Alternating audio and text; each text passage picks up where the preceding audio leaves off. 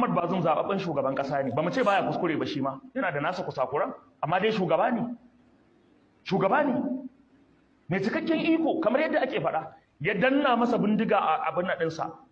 a ƙeyarsa ya ce mu je kai sanin ka sauka a mulki shi wannan mai amana ne mai amana ne ko maciyin amana maciyin amana ya ci amanar shugaban shi don Allah mutumin da ya wannan nau'in cin amanar shi zai zo ya faɗa ma magana ka zauna daram a kanta na so mu dawo cikin taitayin mu duk wanda zai aikata haka to zai aikata abin da ya fi wannan muni ka je ka bi tarihin ya aka suka kwace mulki. Jama'a assalamu alaikum. Dole zan yi ƙarin bayani akan ƙarin bayanin abin da wannan malamin yayi. Abin da ke so mutane su gane ana. Kun san girman Allah.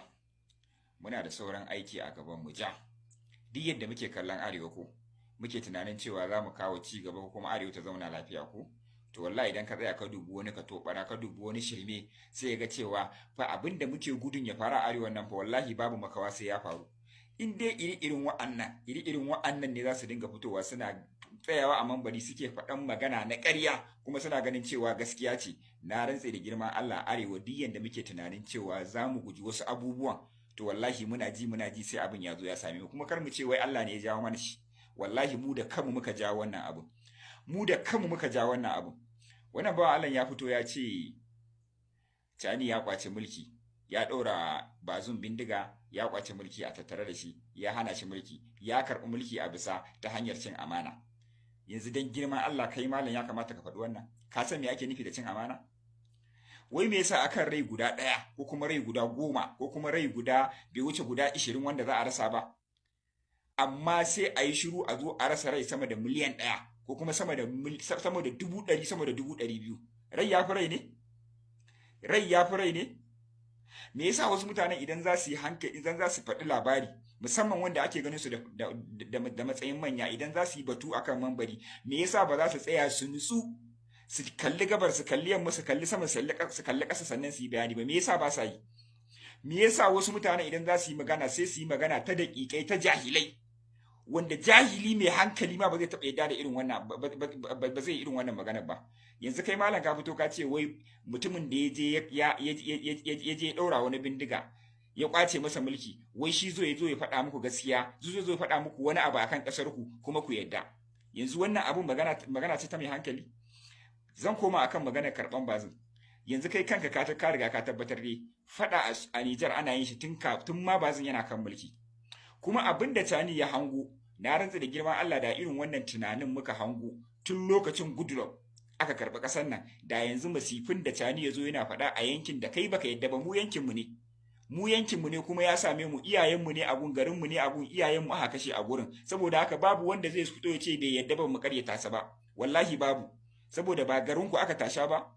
iyayenka aka kashe ba kannanka aka sata ba komai ba kai shikenan kawai kai baka yadda ba komai to mu za mu fito mu kare shi na rantsi da girman Allah babu dan shegiyan babu wanda ya isa ya zo ya ci London din shi mu tsaya mu kalle sa idan muka tsaya muka kalla kamar mun ci amanar sa ne wallahi ƙarya ne wallahi da a ce irin masifin da ya faru a yankin Maiduguri wai kun san rayuka nawa aka rasa dalilin abu da ya faru a yankin Maiduguri inda Tani yazo yake faɗa yanzu bar ma kar ma yi magana sojojin Faransa iya rayukan da aka rasa kafin wannan lokacin inda kun san cewa abin da zai faru a Maiduguri za a yi shi daga hawan Goodluck ko kuma daga garbanyar Aduwa na rantse da girman Allah Goodluck ba zai hau ba Buhari ba zai hau ba Tinubu ma ba za ku bari ya hau ba a yanzu tunda na tabbatar da girman Allah an rasa rai sama da miliyan 1 a dan wannan yankin rasa rai wannan BBC ce ma ta faɗa baranta nasu suna faɗan ƙarya ni in nace sama da miliyan 2 ma ba zan yi musu ba wallahi sama da miliyan 1 aka rasa yanzu saboda an rasa rai saboda mutum ɗaya sai kun yadda a yi rasa rai sama da miliyan 1 to yanzu ba zan da ba a sauke shi ba Allah ka ɗaya san dubunnan halayen masifar da danginka ƴan uwanka suke ciki har yanzu na arewa da irin shi ya kamata a kawo muku ko irin shi ya kamata a kai Nijar a je a yi ta kashe bayan Allah ana ta tayar da garuruwa saboda ba zan ya hau kan mulki ko saboda ya ci gaba da kan mulki amma saboda shi ɗaya kun yadda ga baki ɗaya masifa take damun ku a arewa dan nafsin abin da Tani yayi wata masifa ce ya riga ya hango wacce ake yin ta yanzu a arewa kun rasa yadda za ku kare ta sai dai ku ja ku baki ku yi kallo wallahi jama'a yan arewa na rantse muku da girman Allah in dai irin wa'annan mutanen su za su dinga zuwa suna tsara muku abu yanda za ku yi rayuwarku to na rantse da girman Allah masifu yanzu aka fara shigan su arewa saboda su bakin su ɗaya da yan siyasa kuma bakin su ɗaya da turawa kuma masifa ne a tattare da mu ko kuna so ko ba kwa so sai mun zo mun faɗa wallahi saboda ran bazin ɗaya ta kai ta kawo a yanzu wannan garuruwan nasu na illele da ina kana tunanin in bazin ne yake kan mulki ba sai dai abin ya ci gaba ba rai dubu nawa za a rasa saboda bazin to ba bazin ba in dangin bazin za a haɗu a kashe sama da a kashe su in dai al'ummar ran al'ummar Niger zai tsira wallahi lazin ya halatta ka zo kana magana cin amana ku kun san ma ma'anar cin amana kuwa akwai da yake ba zan yi musu ba na rantsa da girman Allah yanzu na tabbatar da cewa wasu masu faɗa a ji a mambari wallahi da su da rarara da su da hankalin rarara wallahi da tafiye su ɗaya kaga dai rara dan arewa babu wanda bai san rara jahili bane mahaukaci ne bai san abin da yake yi ba ko to wasu masu hawan mambari irin wa'annan na rantsa da girman Allah da su da rarara ba su da bambanci ba su san kudu ba ba su san arewa ba su san gobe ba su san jibi ba kawai tafiya suke yi babu tsari abin da yaro dan shekara 10 ba zai yi ba wallahi shi suke yi zaka fito ka ce baka yadda ba to mu mun yadda garin mu ne ka zo ka same mu ka tambaye mu zamu ga maka abin da ya faru wawa zamu ga maka abin da ya faru saboda ba kashe dangin ko ba kashe iyayen ku ba ko ba a tare da garuruwan ku ba ko shine har ku za ku fito ku karyata ko to iya adadin ran da aka kashe kadai ya fi miliyan 1 a wannan gurin yanzu a wannan lokacin ba gudulo ba yar aduwa mun yadda aka kashe shi saboda wannan yankin ya tsira yar aduwa mun yadda aka kashe shi saboda wannan yankin ya tsira in dai da sa hannun shi a wannan yankin amma da yake an bi shi an ga ba zai yadda ba aka kashe shi aka zo aka hau gudulo muna ganin Buhari namu ne shi ma aka siye shi haka yazo ya tafi gashi har yanzu ba sifin ban shiga ba har kana magana cin amana dan Allah dan Annabi ku ja bakin ku shiru shi yasa wani lokaci malaman izala da na shi'a suke burge ni wallahi ba sa shiga sharri ba sharu bai san abu ba su fito su bayani akai ba in kuma sun yi to za su fito su faɗi gaskiya ne yanda kowa zai gane har ka zo kana magana cani ya tsidatar da ran al'ummar Niger ne ga baki daya wanda ya tsidatar da ran al'ummar Niger ga baki daya sai akar bazin ne zaka fito kai magana sai kai abin da zaka fito kai ma magana yankin kai samu zaman lafiya mana wai ina ruwanku da Niger ne ku yi ta kasar ku mata yankin ku in ba wawaye jahilai ba ina ku ina Niger ina ita har wani malami ya fito yana cewa tsadar rayuwa kai ka san mutuwa ka san masifa ka san bala'i da zaka fito ka ce